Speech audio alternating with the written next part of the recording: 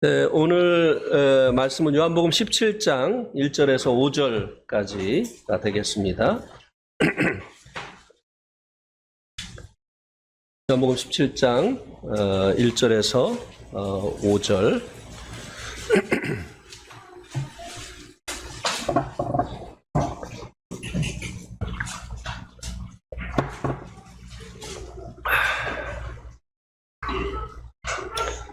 어, 1절 형제님들이, 2절 자매님들이 이렇게 교독을 하시다가 5절은 다 같이 하겠습니다. 시작. 예수께서 이 말씀을 하시고 눈을 들어 하늘을 우러러 이르시되 아버지여 때가 이르렀사오니 아들을 영화롭게 하사 아들로 아버지를 영화롭게 하게 하옵소서. 아버지께서 아들에게 주신 모든 사람에게 영생을 주게 하시려고 만민을 다스리는 권세를 아들에게 주셨음이 없도다. 영생은 곧 유일하신 참 하나님과 그가 보내신 자 예수 그리스도를 아는 것이니이다. 아버지께서 내게 하라고 주신 일을 내가 이루어 아버지를 이루게 하였사오니 아버지여 창세전에 내가 아버지와 함께 가졌던 영화로서 지금도 아버지와 함께 나를 영화롭게 하옵소서. 예.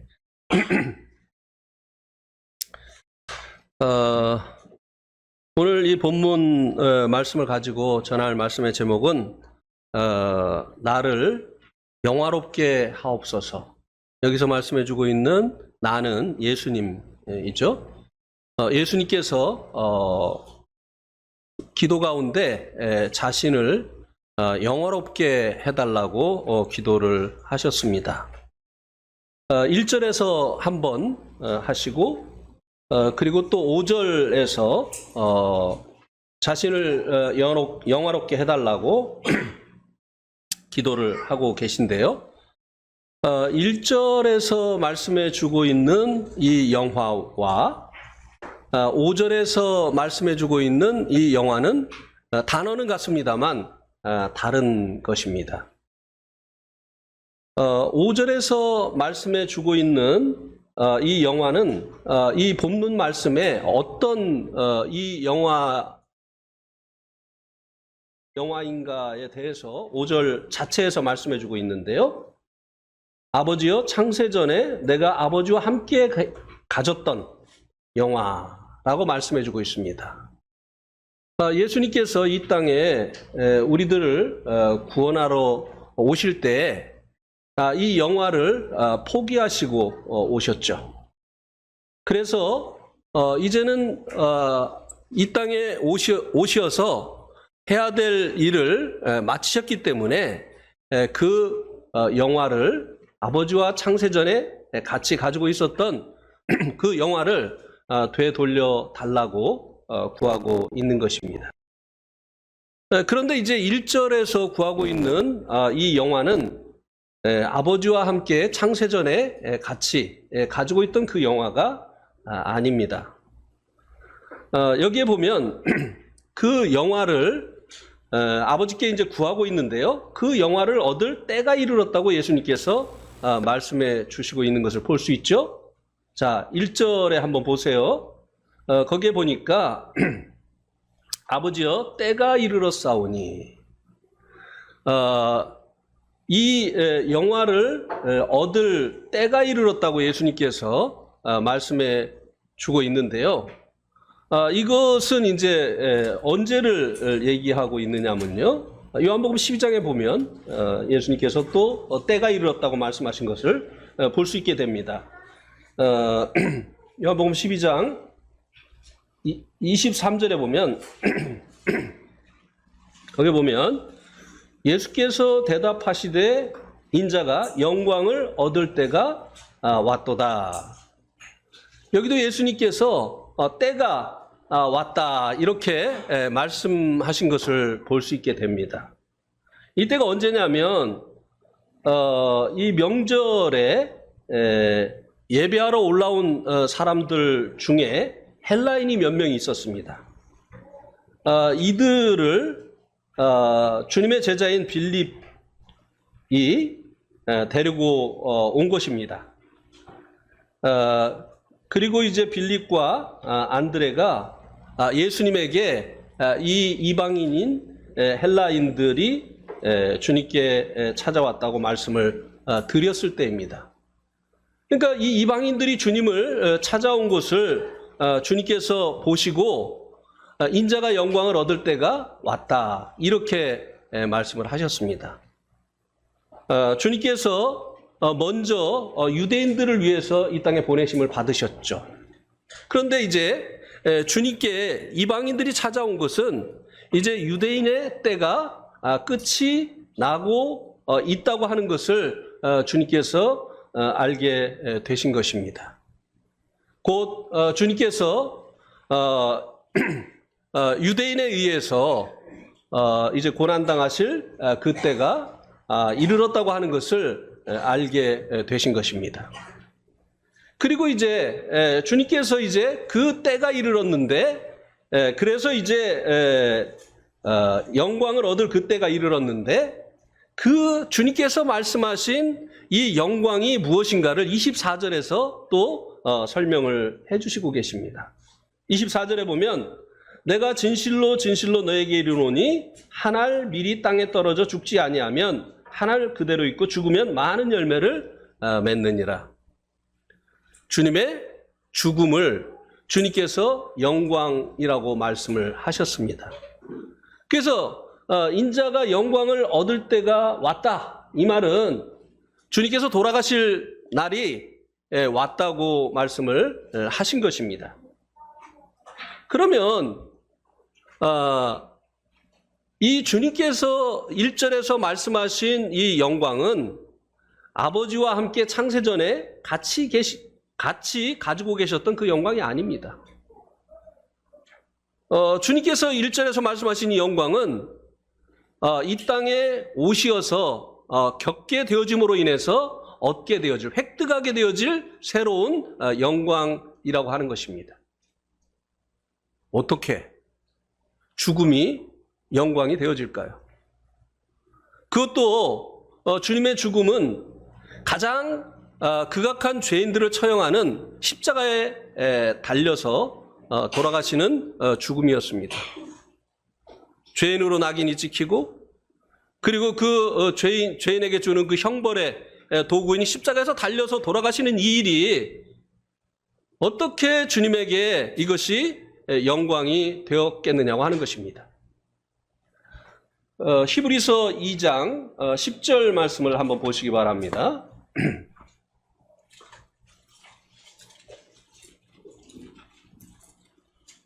히브리서 2장 10절 말씀에 보면 이렇게 말씀해 주고 있습니다. 그러므로 만물이 그를 위하고 또한 그로 말미암은 이가 많은 아들들을 이끌어 영광에 들어가게 하시는 일에 그들의 구원의 창시자를 고난을 통하여 온전하게 하심이 합당하도다.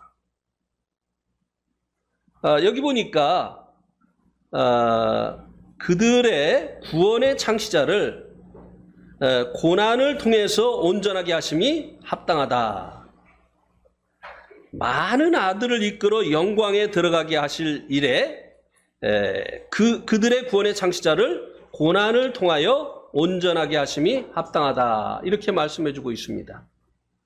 여기서 말씀해 주고 있는 고난을 통해서 온전하게 되신 분은 예수님을 말씀해 주고 있는 거죠. 예수님은 하나님이십니다.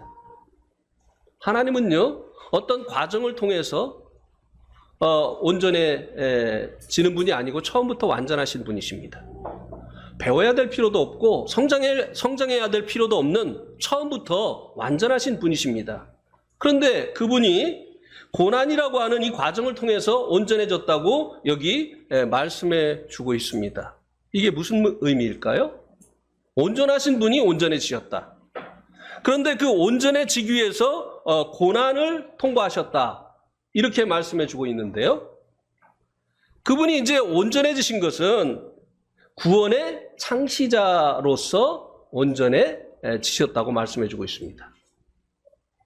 예수님께서요, 이 십자가의 고난을 통해서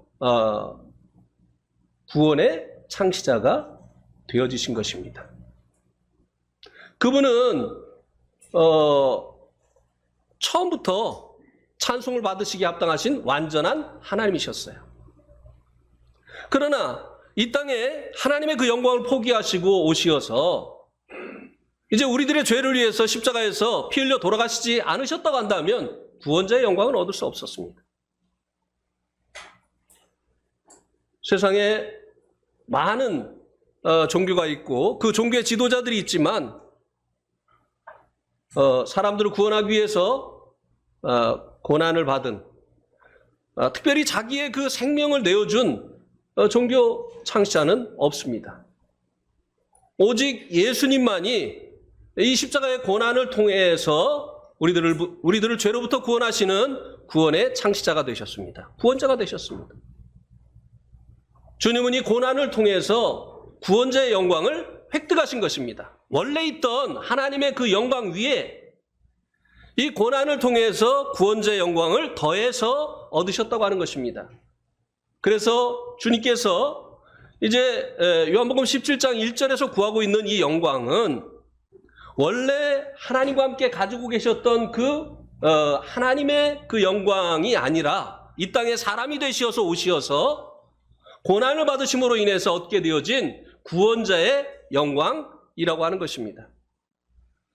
주님께서 이 영광을 얻을 때가 이른 것을 아시고 아버지 앞에 기도하셨습니다.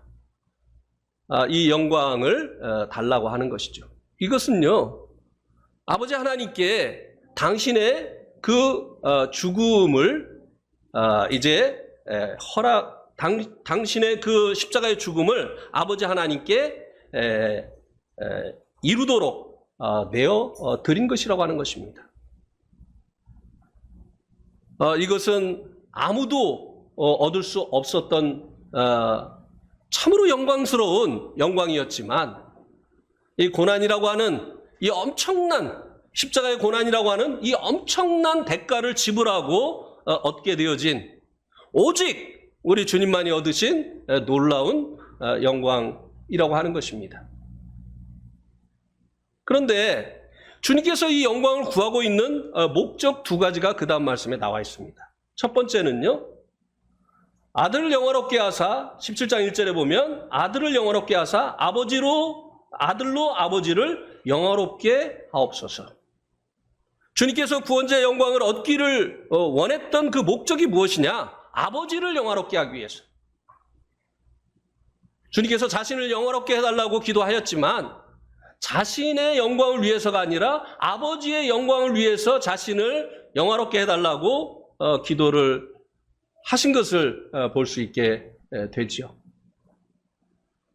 왜 주님께서 본인이 고난을 받으시어서 구원자가 되셨는데 그 영광을 통해서 아버지가 영화롭게 되느냐라고 하는 것입니다.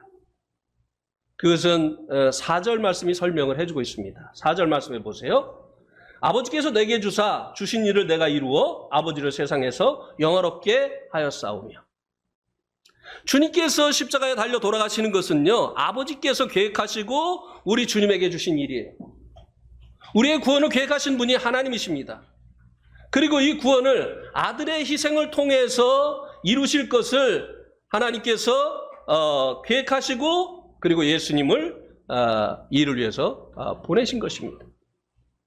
그래서 주님께서 이 아버지의 뜻을 쫓아서 이제 고난을 당하심으로 인해서 구원자의 영광을 얻었지만 이를 계획하신 분이 아버지 하나님이시기 때문에 이 영광을 아버지 하나님께서 받으시는 것이 합당하다고 하는 것입니다.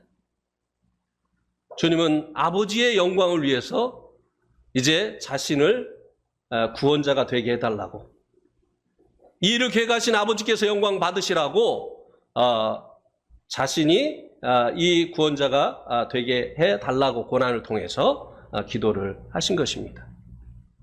그리고 이제 두 번째 목적이 있는데요, 2절 말씀에 나타나 있습니다. 아버지께서 아들에게 주신 모든 사람에게 영생을 주게 하시려고.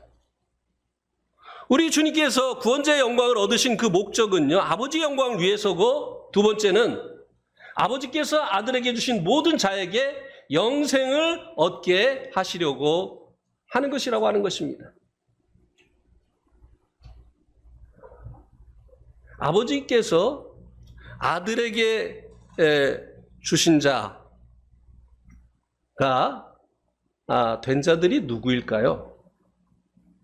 그 다음 말씀이 그것을 우리들에게 알려주고 있죠. 만민을 다스리는 권세를 아들에게 주셨음이로소이다.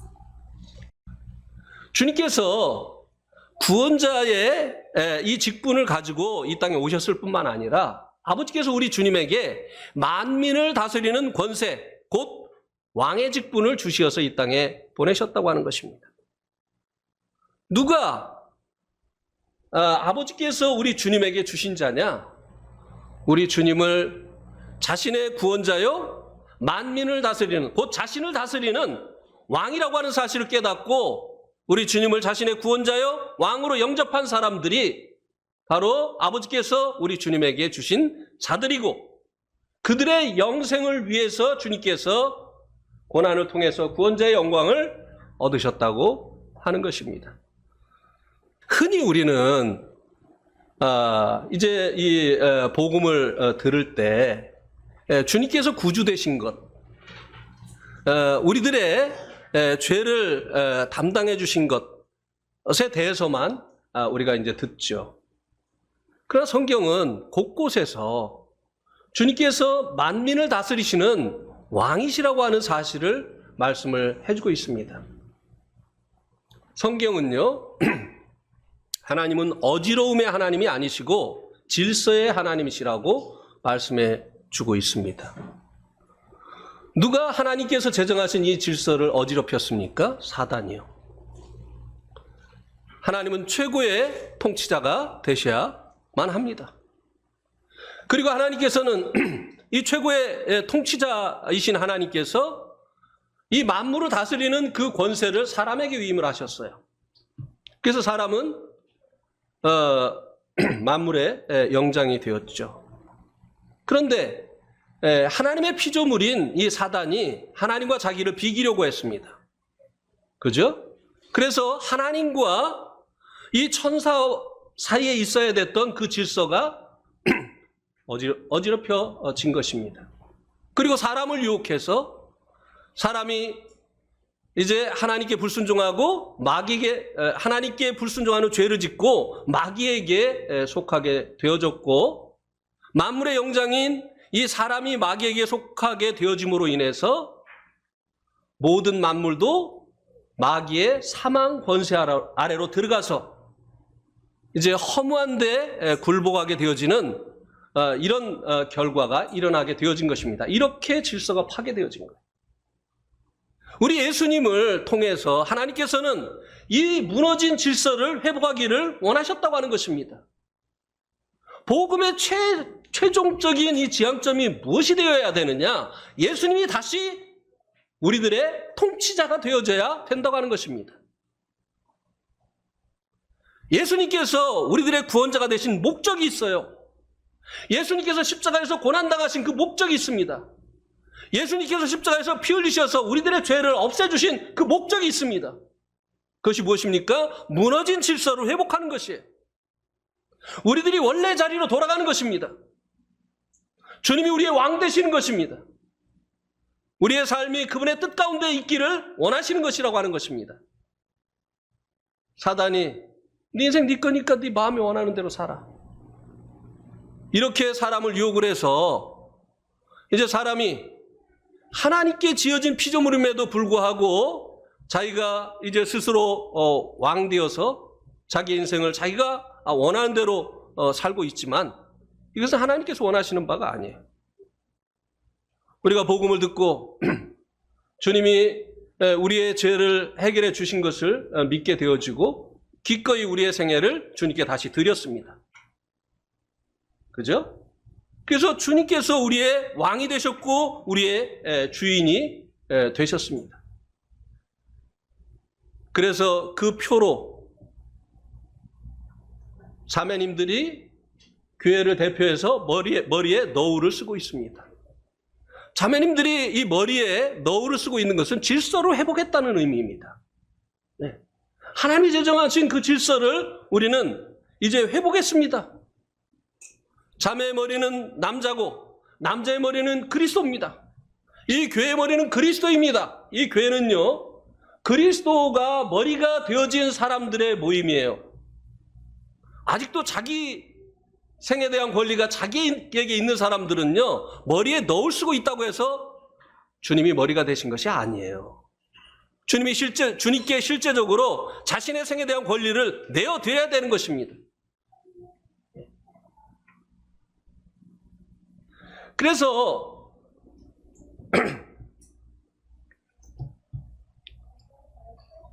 주님께서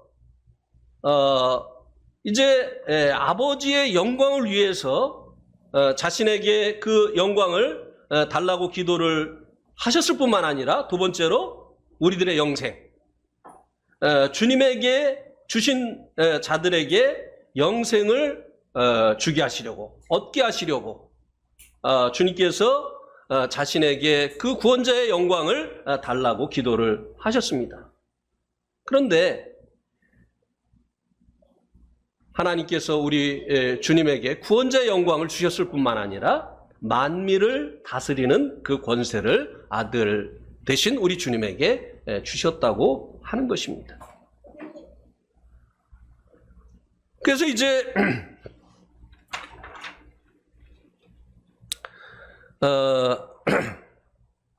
3절에서는요, 이렇게 해서 이제 주님에게 주신 자들에게 허락하신 이 영생이 무엇인가를 정의를 해주고 있습니다. 영생은 곧 유일하신 참 하나님과 그의 보내신 자 예수 그리스도를 아는 것이니이다.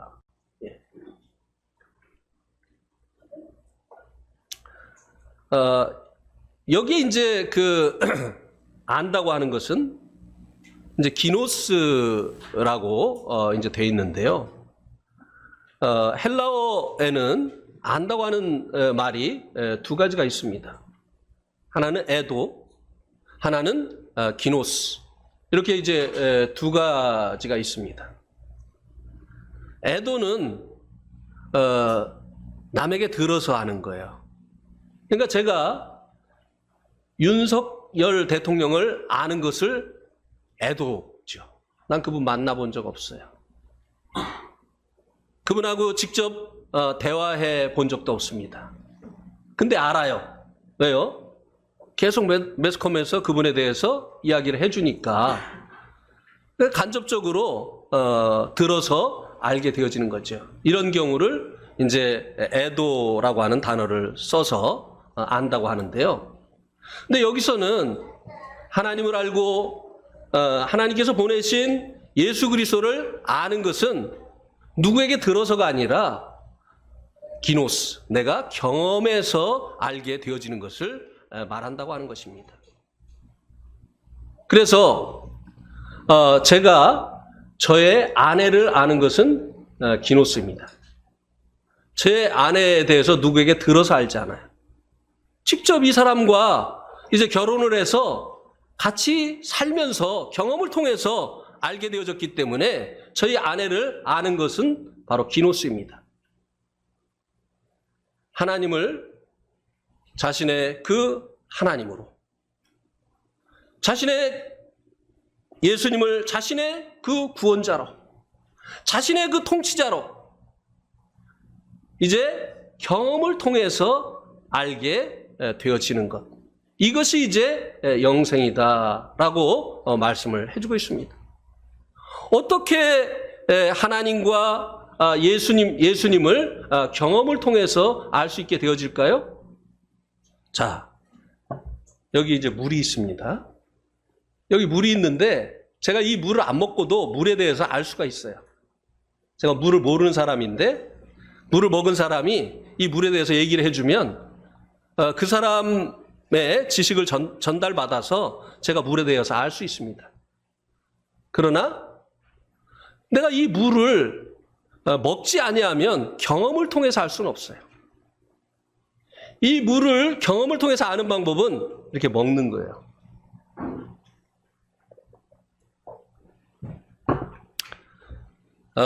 혹시 두리안이라고 하는 과일을 들어보신 분 계십니까? 두리안이라고 하는 과일 들어보신 분? 먹어봤어요? 네. 어휴, 생각보다 많이 계시네요. 두리안. 네. 네. 이제 안 들어보신 분도 두리안에 대해서 알죠? 맛이 어떻다고 해요? 설명할 수가 없어. 예, 뭐 달콤한 맛, 구린 맛, 뭐 신 맛, 막 여러 가지 그 맛이 있죠. 예. 그 두리안을 먹어봐서 알게 되어지는 것과 먹어본 사람에게 얘기를 들어서 아는 것은 다르죠. 그래서요, 이 경험을 통해서 예수님과 하나님을 경험을 통해서 알려고 하면 요한복음 1장 12절에서 말씀해 주고 있는 것처럼 예수님을 영접해야 되는 것입니다. 그의 이름을 믿는 자, 영접하는 자가 예수님을 경험을 통해서 알 수 있게 되어지는 것입니다. 그래서 이제 예수님을 경험을 통해서 알게 되어지는 것, 이것이 바로 영생이다라고 말씀을 해주고 있습니다. 예수님을 영접해서 이제 예수님으로 말미암는 이 구원을 경험하게 되어지면, 물을 먹으면 물로 인해서 물이 내 안에 들어옴으로 인해서 나타나는 그 현상이 있는 것처럼 예수님을 영접하게 되어지면, 참으로 예수님을 영접해서 구원을 경험하게 되어지면 그 경험자의 간증이 있죠. 또 그에게 예수님을 영접함으로 인해서 나타나는 그 열매가 있게 되어지는 것이죠. 그러나 남에게 들어서 내가 그 예수님을 영접해서 경험을 통해서 아는 것이 아닌 경우에는요, 변화도 없고 아무런 열매도 나타나지 않게 되어지는 것이죠.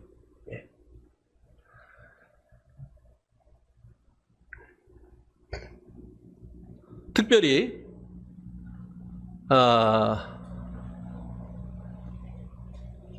이제 구원을 받았다고 이제 이야기를 하는데, 이제 삶의 변화가 나타나지 않는 이런 경우가 이제 많이 있지 않습니까? 많이 있으면 안 되는데, 많이 있다고 하기보다는 간혹 있지 않습니까? 예. 그러면은 자기도 고민스러워요. 내가 그 복음을 다 알고 있는데 그럼 구원 받은 거 아닌가? 그런데 구원을 받았으면 구원의 열매가 나타나야 되는데 왜 구원의 열매가 안 나타나지? 그리고 그를 사랑하기 때문에 기도해주고 있는 사람들도 불안해요. 정말 주님 오시면 주님을 만날 수 있을까? 네, 불안합니다. 주님을 참으로 영접해서 이 경험을 통해서 주님을 알게 되어졌다고 한다면 틀림없이 이제 변화가 일어나게 되죠. 크고 작은 차이는 있겠죠. 변화에 그 크고 작은 차이는 있겠지만 분명하게 변화가 일어나게 됩니다. 성경이 이것을 말해주고 있잖아요.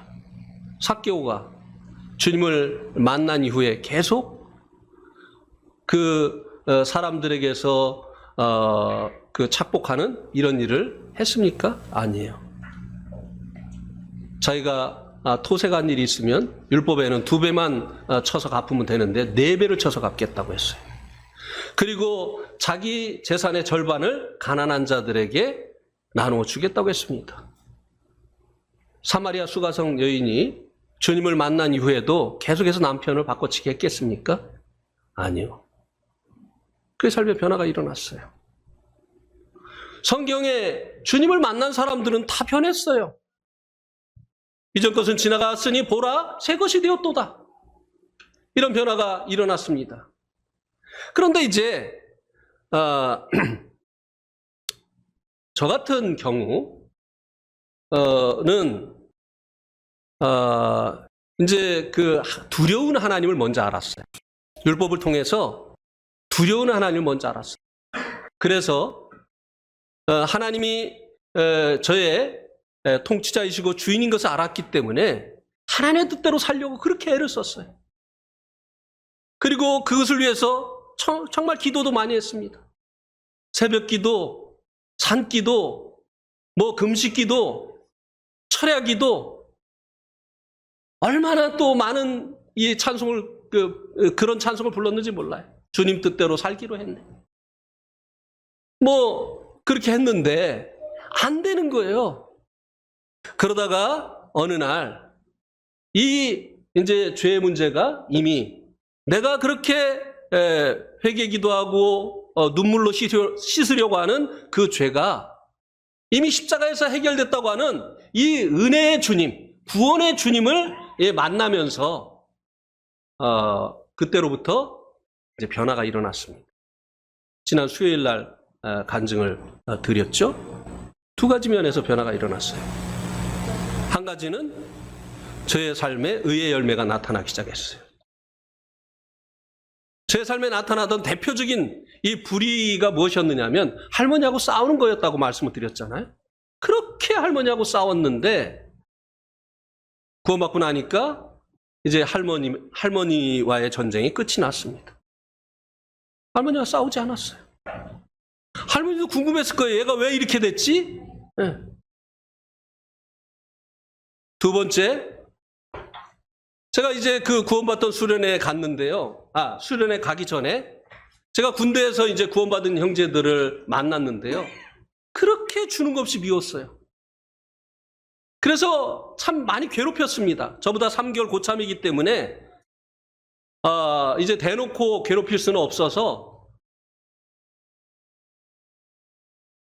이제 머리를 써가지고 씨름을 하자고 해서 한 친구는 이제 저를 인도한 이 친구는 이제 운동을 잘 못하기 때문에 씨름하자고 해가지고 그래서 막 엎어가지고 그냥 그 모래를 잔뜩 먹게 해가지고 그냥 막 아주 고소해하고, 그리고 특식이 나오면 그 친구는 이제 서랍에다 넣어놨다가 나중에 먹는 스타일이고 저는 먹어 치우는 스타일이기 때문에 제 거 먹고 그 친구 거 또 그 친구가 없을 때 서랍 열어가지고 또 먹고 껍데기만 놔두고 이런 식으로 왜 이렇게 미운지 모르겠어요. 그 사람이 나한테 잘못하는 게 없거든요. 그런데 그렇게 이 사람이 싫고 믿고 그랬어요. 근데 놀라운 것은요, 구원받고 나니까 그렇게 사랑스러운 거예요. 네. 정말 안아주고 싶었어요. 내 정말 뼈 중에 뼈고 살 중에 살이구나. 네. 그때 그 구원받던 그 해에 에베소서를 또 공부했거든요. 그 수련회에서. 교회가 무엇인지를 그때 배웠거든요. 그러니까 정말 나와 함께 주님의 이 몸을 이룬 정말 한 몸이구나. 이 구원 받으면 이제 이런 변화가 일어나죠. 네. 그런데요, 이거는 이제 저처럼 하나님의 뜻대로 살기를 막 몸부림치는데 안 되다가 이제 주님께서 구원의 주님이신 것을 깨닫고 일어나는 이 이제 변화라고 한다면 요즘 이제 이 문제는 뭐냐면요, 두려운 하나님을 몰라요. 하나님이 얼마나 어미하신 하나님인지는 몰라요. 왜? 맨날 우리 죄 때문에 이제 천국에 못 가는데 예수님께서 우리를 사랑하셔서 십자가에서 우리의 죄를 다 담당해 주셨어. 그래서 이거 믿으면 구원받아. 요거를 너무나 많이 들어와가지고 요거는 너무나 잘 알고 있어요. 근데 문제는 뭡니까? 예수님 자기 통치자인 건 몰라요. 그러니까 구원받았다고 하면서 여전히 자기 마음대로 사는 거예요. 구원받은 지 엄청 오래됐다고 하는데도요, 무슨 일을 할 때 하나님의 뜻을 묻지 않아요. 네. 어쩌면 그렇게 이기적인지 모르겠어요. 어쩌면 그렇게 자기를 먼저 생각하는지 모르겠어요.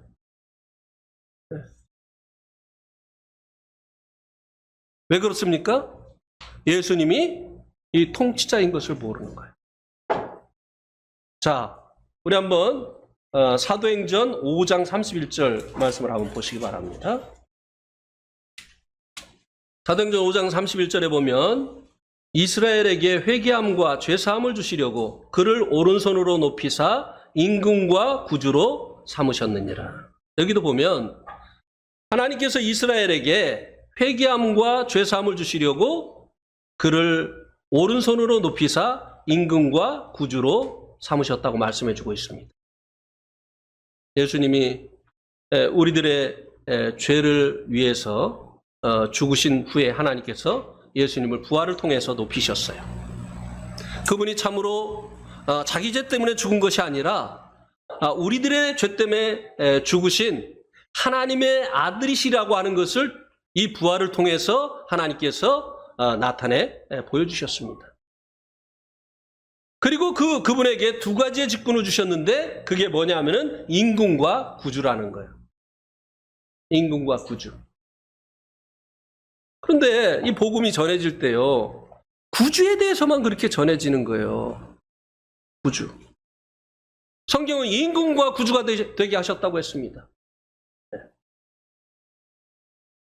그래서 회개함과 죄사함을 위해서 예수님이 임금과 구주가 되게 하셨다고 했어요. 죄사함은 이제 구주와 관련이 있죠. 임금은 회개와 관련이 있는 것입니다. 그래서 예수님이 이제 자신의 그 죄를 이제 담당해 주신 구주가 된다는 사실을 깨닫고 믿게 되어질 때 마음 가운데 참 감사가 있죠. 네. 또 찬송이 있죠. 네. 그리고 예수님께서 나의 임금이 되신다고 하는, 나의 주군이 되신다고 하는 이 사실을 깨닫게 되어질 때, 내 생은 내 것이 아니구나. 내 생은 내 것이 아니구나. 내 생뿐만 아니라 내 물질도 내 것이 아니구나. 내 시간도 내 것이 아니구나. 나의 모든 것이 그분의 것이구나. 그러면 시간을 사용하는데도 그분의 뜻을 구해야 되는 것이고, 물질을 사용하는데도 그분의 뜻을 구해야 되는 것이고, 나의 재능을 사용하고 은사를 사용하는 이 모든 일에 주님의 뜻을 구해야 되는 것이구나. 이러면서 변화가 일어나는 것이죠.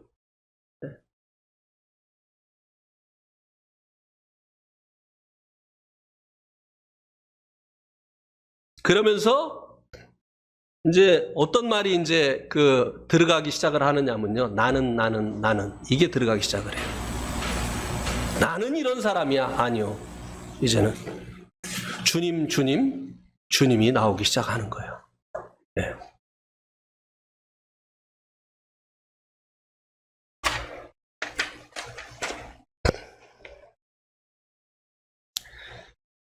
그래서 이제 우리에게 영생을 주시려고 만민을 다스리는 권세를 우리 주님에게 주셨다고 하는 것입니다. 굉장히 중요한 부분이죠. 절대로 간과돼서는 안 되는 아주 중요한 부분입니다. 그래서 이렇게 우리에게 주신 이 영생은 3절에서 정리해주고 있는 대로 우리 유일하신 참 하나님과 그의 보내신 자 아들 예수 그리스도를 경험을 통해서 아는 것이다. 그분을 나의 구원자요, 그리고 나의 통치자로 영접하게 되어짐으로 인해서 그분의 그 죄사함의 은혜를 경험하게 되어지고 그분의 통치를 경험하게 되어지는 것이죠. 그런데 디모데 전서 6장 12절 말씀을 한번 보시기 바랍니다. 디모데 전서 6장 12절. 여기 이 말씀에 보니까 믿음의 선한 싸움을 싸우라. 그 다음에 뭐라고 했습니까? 영생을 취하라. 자, 우리가 믿음으로 영생을 얻었습니다. 예. 주님을 구원자요, 나의 통치자로 믿음으로 인해서 영생을 얻었습니다. 이 디모데 전서를 받아보는 디모데도 역시 영생을 얻은 사람입니다. 근데 사도 바울이 이 디모데 전서를 쓰면서 그에게 영생을 취하라고 말씀해주고 있습니다. 영생을 얻은 그에게 영생을 취하라고 말씀해주고 있습니다. 이것은 영생이 무엇인가를 알지 못하면 이 말의 의미를 이해할 수가 없습니다. 영생은 유일하신 참 하나님과 그의 보내신 자 예수 그리스도를 아는 것이라고 했어요. 경험을 통해서. 그럼 영생을 취하라고 하는 이 말씀의 의미가 무엇입니까? 하나님을 네가 지금 알고 있는 것보다 더 많이 알아가라고 하는 것이에요. 예. 영생을 취하라고 하는 의미는 하나님을 더 알아가라고 하는 것입니다. 왜요? 우리가 구원받을 때 알게 되어진 우리 하나님은요, 나의 구원자, 나의 왕. 그죠? 근데 하나님은요, 우리에게 이제 신앙생활을 하다 보면요, 여러 가지 모습으로 우리에게 다가오십니다. 특별히 이제 시편 22편에 보면요, 고난의 주님에 대해서 말씀을 해주고 있습니다. 우리를 구원하시려고 고난 받으신 그 주님에 대해서 말씀을 해주고 있죠. 그리고 시편 24편에서는요, 영광의 왕으로 다시 오실 그 주님에 대해서 말씀을 해주고 있어요. 우리가 이제 주님 오시는 그날에 주와 같이 되어질 것이라고 말씀해주고 있죠. 영화롭게 되어질 것을. 고난받으신 주님으로 인해서 우리들이 의롭게 되어졌고, 그리고 이제 다시 오시는 그 주님으로 인해서 우리들이 이제 영화롭게 되어질 것입니다. 그런데 시편 23편에서는요, 뭐를 말씀해주고 있습니까? 여호와는 나의 목자시니.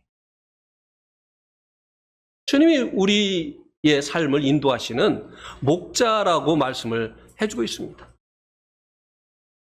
그래서 이제 우리가 주님을, 목자 되신 주님과 주님의 그 인도하심을 따라서 살아가면서 우리가 그 주님을 경험을 통해서 알아가는 것입니다. 그래서 이제 현재 나와 함께 하시는 그 주님, 과거의 십자가에서 나를 구원해 주신 그 주님, 또 미래에 오셔서 나를 이 환난으로부터 건져 주실 그 주님, 이 몸으로부터 새로운 몸을 입게 하실 그 영화로운 몸을 입게 하실 그 주님, 그 주님뿐만 아니라 현재 나와 함께 하시는 그 주님과 교제하고 동행함으로 인해서 경험을 통해서 주님을 더 알아가라고 하는 것입니다. 이게 뭡니까? 영생을 취하는 것이에요.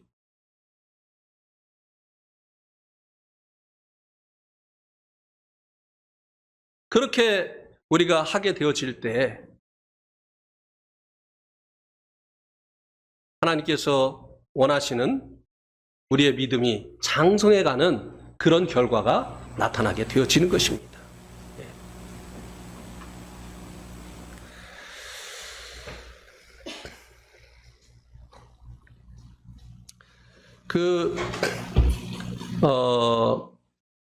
김한식 형제님이 이제 작년에 오셔서 이제 성도 집회를 하시고 가셨잖아요. 우리가 이제 2달에 한 번씩 이제 은퇴 선교사 모임을 하는데, 벌써 은퇴 선교사 모임에서 3번을 우리 내동교회 와가지고 예배드리고 나서 느꼈던 점을 얘기를 하셨어요. 다른 은퇴 선교사님들에게. 너무나 내동교회 그 예배가 놀라웠다. 그리고 배웠다. 그래서 수북교회 가서 수북교회도 내동교회처럼 예배를 드리자고 그렇게 얘기를 했다. 그 예배 드리는 내용이 너무나 좋았다는 것이에요. 그런데 지지난주에 함께 예배 드리고 이제 가신 권혁기 형제님도 그 얘기를 하시더라고요. 그 자매님도 내동교회 예배 너무나 놀라웠습니다. 내동교회 그 예배의 내용이 너무나 좋았습니다. 모든 성도들이 평상시에 주님과 동행하고 있는 것이 느껴졌습니다. 주님과 교제하고 있는 것이 느껴졌습니다. 그 주님과 동행하고 교제하면서 깨닫게 되어진 그 주님을 찬양하고 그 주님을 높이고 있는 그 예배의 내용들이 느껴졌습니다. 그렇지 않으면 어떤 예배를 드리죠? 주님과 동행하지 않고 주님과 교제하지 않으면 어떤 예배를 드리게 되죠? 네, 침묵하든지 과거에 주신 그것만 가지고 예배를 하게 되죠. 현재 주님이 없으니까, 현재 주님과 동행하는 것이 없으니까, 현재 주님과 교제하는 것이 없으니까. 네. 주님은요, 임마누엘의 주님이 되시기를 원하시는 거예요. 현재 우리와 함께 하시기를 원하시는 것입니다. 왜요? 사랑하시니까. 남녀도 사랑하면 함께 하기를 원해서 결혼하는 거잖아요. 그죠? 어떤 여인이 교수님과 결혼을 했어요. 근데 이 교수님과 결혼하기 전에 이 집에서 밥 해주고 빨래 해주고 청소해주던 이 습관 때문에 그냥 결혼을 했는데도 계속 그 일만 하려고 하는 거예요. 교수님 좋아하겠습니까? 아니요. 당신은 이제 도우미가 아니에요. 나의 아내예요. 나는 당신과 함께 하고 싶어서 결혼한 거예요. 나하고 좀 있읍시다. 나하고 좀 대화 좀 합시다. 네. 주님이요, 우리 일꾼 만들려고 구원하신 거 아니에요. 예, 일도 중요합니다. 우리가 복음 전해야, 복음 못 들은 사람들 복음 들으니까 복음 전해야 되죠. 그러나 주님이 우리를 부르신 것은 그와 교제케 하시기 위함이다. 고린도전서 1장 9절에 말씀해주고 있잖아요. 하나님께서 우리를 부르신 것은 그 아들 예수 그리스도와 교제케 하려 합니다. 그러면 우리가 어떻게, 주님은 하늘에 계시고 우리는 이 땅에 있는데 그분과 교제를 하느냐고 하는 것입니다. 그분과 교제하는 방법이 무엇이냐고 하는 것이에요. 자, 고린도 후서 3장 18절 말씀을 한번 보시기 바랍니다. 우리가 다 수건을 벗은 얼굴로 거울을 보는 것 같이 주의 영광을 보매 그와 같은 형상으로 변하여 영광에서 영광에 이르니 곧 주의 영으로 말미암음이니라. 자, 수건을 벗었다고 했는데요. 16절에 보면 그러나 언제든지 주께로 돌아가면 그 수건이 벗겨지리라. 이스라엘 백성들이요, 성경이, 구약 성경이 예수님에 대해서 증거하는데요, 구약 성경을 읽으면서도 예수님 못 보는 거예요. 왜요? 수건이 덮여 있어서. 네.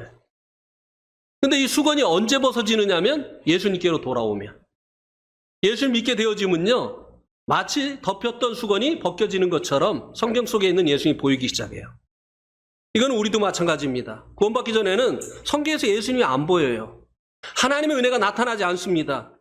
그냥 도덕책으로 보여요. 이거 하라 저거 하라. 이거 잘못했다 저거 잘못했다. 다음부터는 이렇게 하라. 이런 도덕책으로만 보이더니 성경이 예수님께로 돌아오면요, 수건이 벗겨지듯 벗겨져가지고 성경 속에 있는 예수님이 보입니다. 은혜가 보입니다. 감사할 제목들이 나타나요. 네. 수건을 벗은 얼굴로 거울을 보는 것 같이 주의 영광을 보매. 예. 자, 우리가 주님과 교제를 어떻게 하느냐?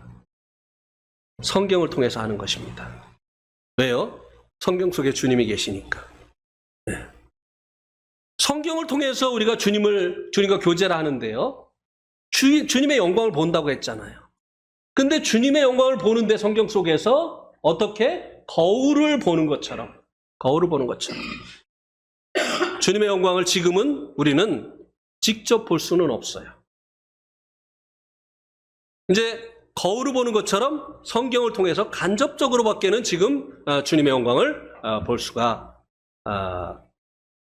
그 방법으로밖에는 우리가 볼 수가 없게 됩니다. 예. 그래서 이제 우리가 성경을 보면서 성경 속에서 주님을 만나고, 그리고 성경 속에서 주님의 음성을 듣고, 이렇게 주님과 교제를 하는 것입니다. 그리고 교제는 일방적이지 않잖아요. 상대방의 얘기를 듣고 내 얘기를 상대방에게 들려주고, 우리가 주님께 우리의 그 마음에 있는 것들을 이야기하는 것은 무엇입니까? 기도죠. 그래서 하늘에 계신 그 주님과 우리가 이 땅에서 교제하는 방법은요, 성경을 여는 거예요.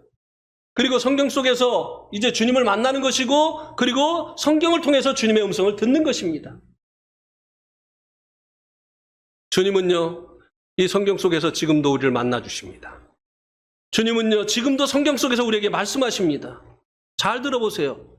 매일 아침 성경을 펴고 주님의 음성을 들어보세요. 주님 말씀하십니다. 우리에게 꼭 필요한 말씀을 해주십니다. 네. 우리가 두려워하고 있을 때 두려워하지 마라. 내가 너와 함께한다. 주님이 그렇게 말씀하시더라고요. 네팔에 가서 정말 두려웠어요. 복음을 전하면 감옥에 가두는 나라에 와서 복음을 전해야 되는데 도대체 어떻게 해야 되는가? 찬송은 크게 해도 되는가? 그래서 찬송을 처음에 조그만 소리로 했어요. 그리고 점점 이제 밖으로 소리가 나가는 방으로 옮겨가면서 했습니다. 그러던 어느 날 기도를 하는데 주님께서 제 마음에 말씀하셨어요. 두려워하지 마라. 내가 너와 함께한다. 그리고 그날 말씀을 폈는데요. 주님과 교제하려고 말씀을 폈는데 바로 그 말씀이었어요. 네. 사도 바울이 고린도에 있을 때 사도 바울에게 두려워하지 말라. 내가 너와 함께한다. 이 성에 많은 구원받을 사람들이 있다. 주님께서 꼭 필요한 음성을 들려주신다고 하는 것입니다. 얼마나 제가 용기가 100배였는지 몰라요. 네팔에 가서 사는 거 너무 힘들었어요. 공회하며 모든 것이 부족하고 운전할 때는 그냥 하루에 12번도 더 화가 나요. 중앙선을 막 넘어오는 차가 없나? 중앙선을 넘어오면서 그냥 자기가 오히려 불을 반짝반짝 막 하고 말이죠. 한 대밖에 못 가는 길에서 그냥 밀고 들어와요. 나는 한참 왔는데 자기는 거기서 조금밖에 안 왔는데. 그래 놓고요, 차 세우면 자기도 차 세워놓고 누워버려요, 그냥. 아주 미쳐요, 아주. 화를 안 내려고 해도 안 낼 수가 없어요. 화내고 나서 성경 공부하려면은 이 형제가 저를 쳐다봅니다. 방금 전에 뭐 했는지.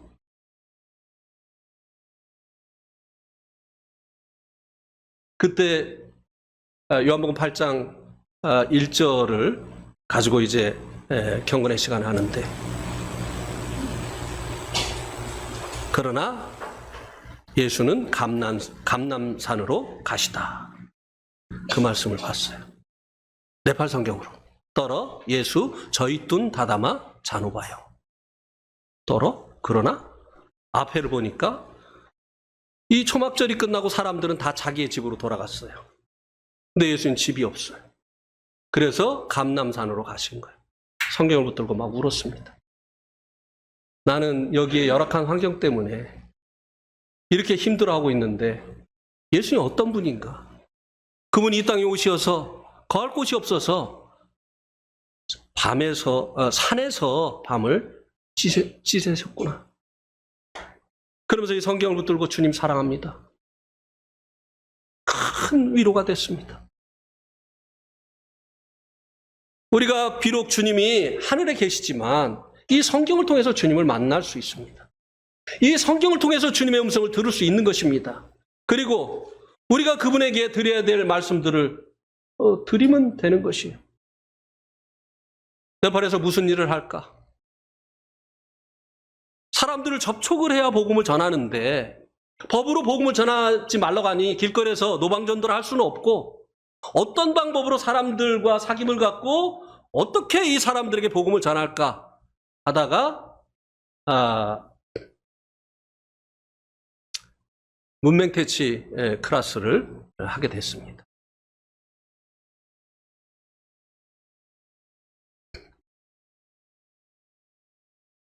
그만하라고 하는 것 같아요. 내가 이 말을 왜 했는지 잊어버렸어요.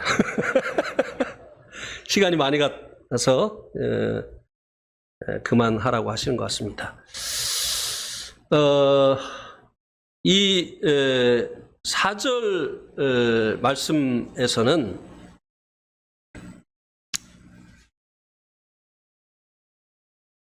주님께서 세상에서 아버지를 영원롭게 하셨다고 말씀해 주고 있는 것을 볼 수 있습니다. 근데 어떠한 방법으로 아버지를 영화롭게 하셨느냐? 아버지께서 내게 하라고 주신 일을 내가 이루어. 우리는요, 많은 일을 하면 하나님께서 기뻐하실 것이다 이렇게 생각하는 경우가 있어요. 또 큰 일을 하면 하나님께서 굉장히 기뻐하실 것이다 이렇게 생각을 해서 우리가 때로 일을 많이 하려고 하고 그리고 큰 일을 하려고 하는 이런 경우가 있습니다. 네. 사람들이 큰 일을 하면 알아주죠. 또 사람들이 많은 일을 하는 사람을 향해서 박수를 치죠. 그러나 하나님께서는요, 하나님께서 하라고 하는 일을 하는 사람을 기뻐하십니다. 큰 일이 아니에요. 많은 일이 아닙니다. 주님과 교제 속에서 주님 말씀하시잖아요. 내가 해야 될 일이 무엇인지 말씀하시잖아요. 그래서 하나님 일을 하기를 원한다면요, 그분과 교제해야 되는 거예요. 그래서 그 교제 속에서 주님께서 하라고 하신 그 일을 하면 하나님께서 영광을 받으시는 것입니다. 예수님께서 이 땅에 오시어서 죽기까지 복종하신 것이 아버지의 그 뜻이었잖아요. 아버지의 그 뜻을 이루시기 위해서 그분이 이 땅에 오셨고 그리고 사셨고 죽으셨고 부활하시고 승천하신 거 아닙니까? 네. 그래서 우리들도 자, 우리가 움직일 때요, 하나님의 뜻을 구해야 되는 거예요. 네. 그래서 항상 주님께서, 이것도 이제 시간이 없어서 이렇게만 말씀을 드리고 가는 것입니다. 항상 주님의 뜻을 구하고 주님께서 말씀하신 그 일에 우리 자신을 드리게 될 때 우리도 세상에서 아버지를 영원롭게 할 수 있게 되어지는 것입니다. 그 다음에 마지막으로 5절에서는 창세전에 가졌던 영화를 회복시켜 달라고 구하고 있습니다. 여러분, 이 요한복음 17장 마지막 부분에 보면요, 예수님께서 가졌던, 창세전에 가졌던 그 영화를 우리도 보기를 원하고 계신 것을 볼 수 있게 됩니다. 네. 그런데요, 이 창세전에 아버지와 함께 가졌던 이 주님의 그 영광을 보려면요, 이 땅에 오셔서 주님께서 고난을 통해서 획득하신 그 구원자의 영광을 먼저 봐야 됩니다. 그 고난당하신 그 주님의 영광을 먼저 봐야 돼요. 그런 자들만이 주님께서 원래 가지고 계셨던 그 영광을 볼 수 있게 되어지는 거예요. 네. 그리고요, 사실 그때 주님의 그 영광을 우리가 보게 될 때요, 주님이 우리를 구원하시려 그 영광을 포기하신 것이 얼마나 큰 일인가를, 우리가 받은 은혜가 얼마나 큰 은혜인가를 그때야 비로소 우리가 다 알게 됩니다. 그래서요, 지금 우리가 드리는 예배와 주님의 그 영광을, 지금은 주님을 상징하는 떡과 잔을 놓고 우리가 예배하잖아요. 그때는 직접 그 주님의 영광을 보면서, 그 놀라운 주님의 그 영광을 보면서 우리가 직접 예배할 것입니다. 그때 드리는 이 예배는요, 지금 드리는 예배하고 비교할 수가 없어요. 네. 그리고 우리가 정말 놀라게 되어질 것이에요. 어떻게 이런 영광을 포기하시고 그렇게 낮아지신 모습으로 오실 수 있었지? 제가 자주 말씀을 드렸습니다만, 타시라마라고 하는 형제를 한국에 한번 데리고 올 때였는데요. 그때는 직항로가 없었기 때문에 홍콩을 거쳐서 왔습니다. 근데 이 타시라마 형제가 홍콩에서 기다리고 있는데 호연이랑 어디로 가가지고 안 나타나는 거예요. 한참 만에 왔어요. 그래서 물어봤죠. 어디 갔다 왔냐고. 그랬더니 사진 찍고 왔대요. 무슨 사진? 홍콩에 그냥 막 그 창밖으로 굉장히 높은 빌딩들이 있어가지고 한국에 가면 이런 빌딩 없을 걸로 생각을 하고 이 사진을 찍었다는 거예요. 제가 아무 말도 안 했어요. 가서 보면 아니까 이제. 근데 한국에 도착을 했는데 그때 이제 사업하는 형제가 그 당시에 제일 좋은 차 에쿠스를 이제 가지고 이제 저희들을 마중 나왔어요. 그래서 앉아 있는데 겨울이었어요. 뒤에 있는 시트가 막 왔다 갔다 해. 처음 봤죠? 그리고 막 뒤에 있는 시트가 막 따뜻해지기 시작하는 거예요. 막 정신이 하나도 없어요. 그리고 이제 막 그 공항을 빠져나오는데 도대체 길이 몇 개예요? 16개인가? 16차선인가? 네팔에서는 제일 넓은 길이 이제 4차선이거든요. 그리고 아무리 봐도 차 뒤에서 매연이 안 나와. 아니, 차가 그렇게 빨리 가는데 차 가는 소리가 안 나. 막. 너무너무 신기한 장면들이 계속 열리는 거예요. 그러더니 이제 이 서울 쪽으로 이렇게 들어오니까 홍콩에서 보던 빌딩보다 더 높은 빌딩들이 숲을 이루고 있어요. 울기 시작했어요. 형제가 막 울더라고요. 훌쩍훌쩍 막. 왜 우는지 몰랐죠. 나중에 물어봤습니다. 나 왜 울었어? 형님에게 한국이 잘 산다는 얘기를 듣긴 들었는데요. 정말 이렇게 잘 살 줄은 몰랐어요. 제가 상상했던 것보다 정말 이 상상을 뛰어넘네요. 그런데 어떻게 이런 나라를 떠나서 이 네팔같이 못 사는 나라에 와서 우리들에게 복음을 전해줄 수 있었을까요? 너무나 감사해서. 그래서 울었어요. 우리가 그럴 겁니다. 우리가 진짜 천국을 보면요. 이 천국이 어떻게 한국하고 비교를 할 수 있겠어요? 세상에 어떤 좋은 것도요. 천국하고 비교할 수가 없어요. 이 주님의 영광, 이것은 세상의 그 어떤 빛나는 것보다 더 빛나는 영광입니다. 우리가 이제 이것을 보게 되어질 때 우리가 이 타시라마 형제가 울면서 감사했었던 것처럼 주님 앞에 그렇게 예배할 것입니다. 그렇지 않겠습니까? 지금은 우리가 그냥 이렇게만 얘기하죠. 이해를 할 수가 없으니까. 시간이 있으면 우리가 그때 얻을 영광에 대해서도 얘기하면 참 좋은데 여기까지 하는 게 더 은혜로울 것 같아요.